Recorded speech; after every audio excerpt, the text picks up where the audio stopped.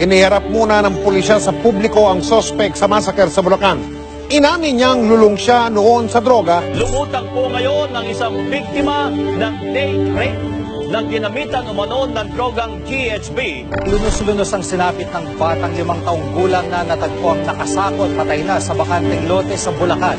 Pinaniniwalaang ginahasa rin ng biktima. Aresto ng National Bureau of Investigation o NBI ang isang barangay chairman, ang kanyang asawa at mga anak. Dahil ito sa pagtatago at pagbebenta umano ng illegal na droga. Pag-umpisa ko, sa totoo lang, kayong mga drug lords, you better hide.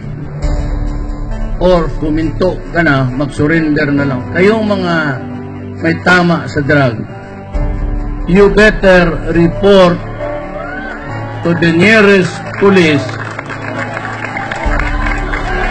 Kasi sabihin ko sa police, mag-surrender ka na para may record ka, at least ma-rehab kita. Tayo ako ng rehab. Ipaglaban ang pinaglalaban. Huwag nating kalimutan ang dapat para sa bayan. Unti-unti na nating nakakanta ng tunay na pagbabago. Hindi magpapapigil sa kahit na sino o kanino man. Ituloy ang pagbabago. Ipakita natin ang buo nating tapang at malasakit.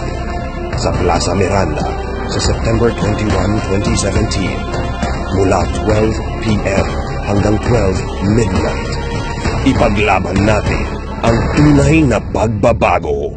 Tuloy ang tunay na pagbabago.